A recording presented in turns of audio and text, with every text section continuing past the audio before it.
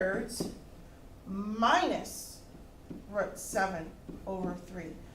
These mean the exact same thing as this group together because there's technically two answers in here. So your book may separate them, perfectly acceptable, done the same way. Okay, now we're going to move on and let's do problem C. So with problem C, this is nice because it's already in standard form. So we're just going to go ahead and identify the A, B, and C term. This is my A coefficient, B, and C constant. So again, it's nice if you list it over here on the side. A is 2, B is, always grab the sign in front of it, -2, and C is 3. So we're going to go ahead and I'm just going to rewrite the formula here. All right, so we're going to take the opposite of B, which is +2 this time, plus and minus the square root. Again, you want to put parentheses wherever you're substituting in for a variable. So let's just change this color a little. So instead of B, we're going to put -2. Instead of A, we're going to put +2 and +3 for C, all over 2 times A, which is 2. All right. So, okay, so what we're going to do here is we're going to do 2 plus and minus. Again, this is going to be 4. Scope, I have one negative sign, so it's minus. I have 8 times 3, which is 24, all over 4. So I'm going to get here, if I can extend this even more, that would be nice. I'm going to bring that up here, guys. So 2 plus and minus the square root of -20 all over 4. Okay, this leaves us with an imaginary number, which is 2 plus or minus. This is square root of 4 times square root of 5i, which is 2 root 5i all over 4. But I could still simplify these 3 outside terms to 1 plus and minus root 5i over 2.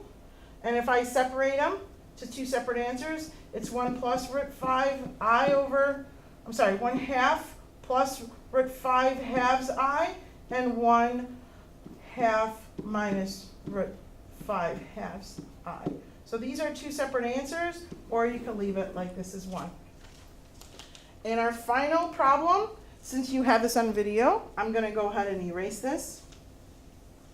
Okay, and so this looks like a hot mess, right? So what we're going to want to do first is we're going to put this in standard form. So we're going to subtract the 4z from each side. So we have 3/2 z squared minus 4z plus 1 equals 0. Again, I don't have a coefficient of 1. I need to get this coefficient of 1 first.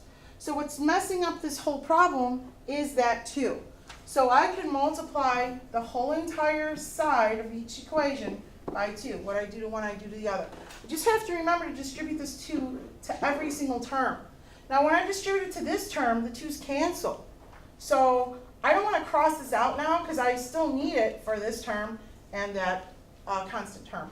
So really I have 3z squared minus 8z plus 2 equals 0.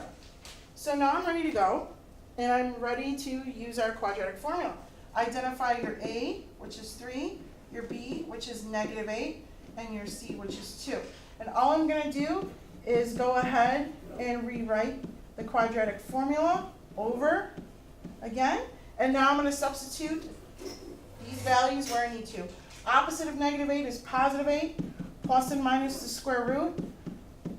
Always go ahead and put parentheses of where you're substituting in for a place of your variables. So b squared is -8 squared. A is 3 and C is 2, all over 2 times 3. So I have 8 plus and minus. Again, anything squared here, you better get positive. 64. I have only one negative sign here, so I know it's going to stay negative. 12 times 2 is 24, all over 6. So, continuing on, I have 8 plus or minus the square root of 40, all over 6. The square root of 40 is root 4 times root 10, which is 2 root 10. So 8 plus and minus 2 root 10 over 6. And as always, if you can reduce these three terms, go ahead and reduce it. We can reduce it by a factor of 2. So I have 4 plus or minus root 10 over 3. And you can separate them if you want or leave it like that. Okay, and that is it for 8.2 day 1. So your homework for tonight is 8.2 day 1. Thank you.